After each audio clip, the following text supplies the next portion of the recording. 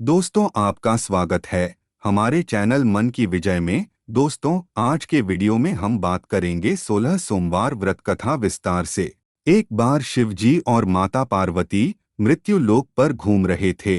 घूमते घूमते वो विदर्भ देश के अमरावती नामक नगर में आए। उस नगर में एक सुंदर शिव मंदिर था, इसलिए महादेव जी पार्वती जी के साथ वहां रहने लग गए। एक दिन बातों बातों में पार्वती जी ने शिव जी को चौसर खेलने को कहा। शिव जी ने उनकी बात मान ली और चौसर खेलने लग गए। उसी समय मंदिर का पुजारी दैनिक आरती के लिए आया। पार्वती ने पुजारी से पूछा, बताओ हम दोनों में चौसर में कौन जीतेगा। वो पुजारी भगवान शिव का भक्त था और उसके मुंह से तुरंत निकल पड़ा, महादेव जी जीतेंगे।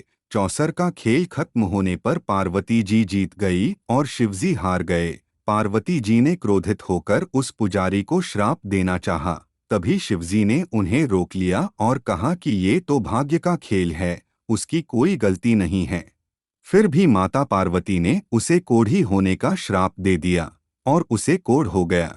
काफी समय तक वो कोढ़ से पीड़ित रहा। एक दिन एक अप्सरा उस मंदिर में शिवजी की आराधना के लिए आई और उसने उस पुजारी के कोढ़ को देखा। अप्सरा ने उस पुजारी को कोढ़ का कारण पूछा तो उसने सारी घटना बताया। अप्सरा ने उस पुजारी को कहा, तुम्हें इस कोढ़ से मुक्ति पाने के लिए 16 सोमवार का व्रत करना चाहिए। उस पुजारी ने व्रत करने की विधि पूछी। अप्सरा ने बताया, सोमवार के दिन नहा धोकर साफ कपड़े पहन लेना और आधा किलो आटे से पंजीरी बना देना। उस पंजीरी के 3 भाग करना। प्रदोष काल में भगवान शिव की आराधना करना। इस पंजीरी के 1/3 हिस्से को आरती में आने वाले लोगों को प्रसाद के रूप में देना। इस तरह 16 सोमवार तक यही विधि अपनाना। 17वें सोमवार को 1/4 गेहूं के आटे से चूरमा बना देना और शिवजी को अर्पित कर लोगों में बांट देना। इससे तुम्हारा कोढ़ दूर हो जाएगा।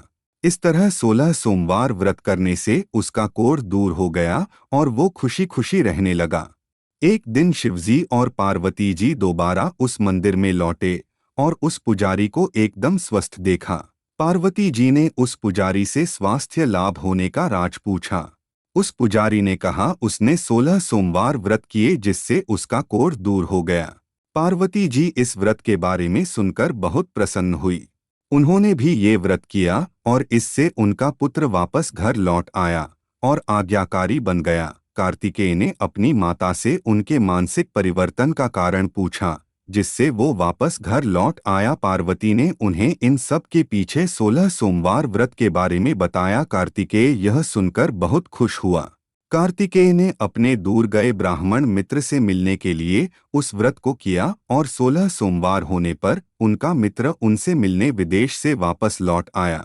उनके मित्र ने इस राज का कारण पूछा तो कार्तिकेय ने 16 सोमवार व्रत की महिमा बताई। यह सुनकर उस ब्राह्मण मित्र ने भी विवाह के लिए 16 सोमवार व्रत रखने के लिए विचार किया।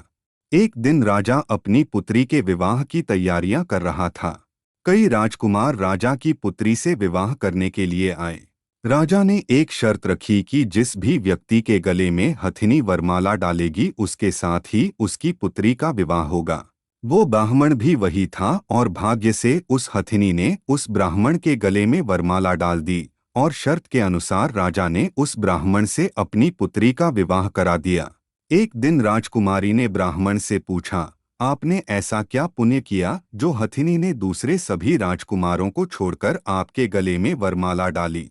उसने कहा, प्रिय, मैंने अपने मित्र कार्तिकेय के कहने पर 16 सोमवार व्रत किए थे। उसी के परिणाम स्वरूप तुम लक्ष्मी जैसी दुल्हन मुझे मिली। राजकुमारी यह सुनकर बहुत प्रभावित हुई और उसने भी पुत्र प्राप्ति के लिए 16 सोमवार व्रत रखा। फलस्वरूप उसके एक सुंदर पुत्र का जन्म हुआ और जब पुत्र बड़ा हुआ तो पुत्र ने पूछा, माँ, आपने ऐसा क्या किया जो आपको मेरे जैसा पुत्र मिला। उसने भी पुत्र को 16 सोमवार व्रत की महिमा बताई। यह सुनकर उसने भी राजपाट की इच्छा के लिए ये व्रत रखा। उसी समय एक राजा अपनी पुत्री के विवाह के लिए वर तलाश कर रहा था तो लोगों ने उस बालक को विवाह के लिए उचित बताया। राजा को इसकी सूचना मिलते ही उसने अपनी पुत्री का विवाह उस बालक के साथ कर दिया। कुछ सालों बाद जब राजा की मृत्यु हुई तो वो राजा बन गया, क्योंकि उस राजा के कोई पुत्र नहीं था। राजपाट मिलने के बाद भी वो सोमवार व्रत करता रहा।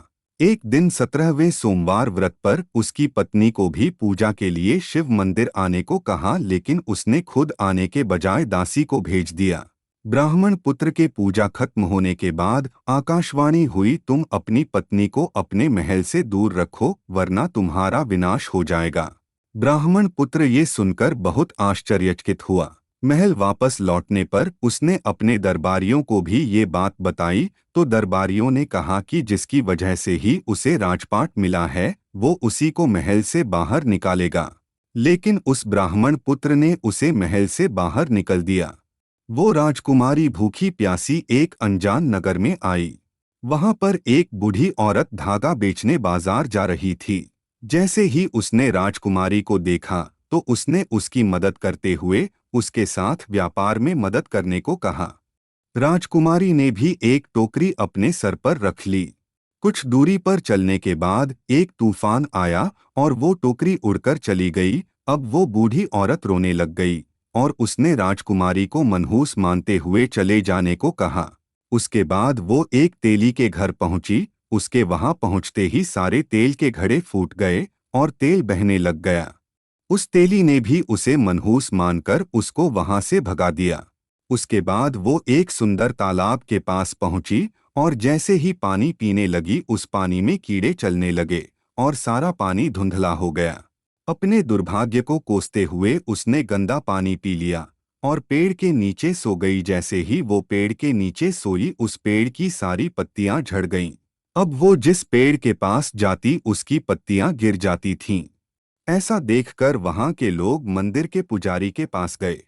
उस पुजारी ने उस राजकुमारी का दर्द समझते हुए उससे कहा, बेटी तुम मेरे परिवार के साथ रहो, मैं तुम्हें अपनी बेटी की तरह रखूंगा।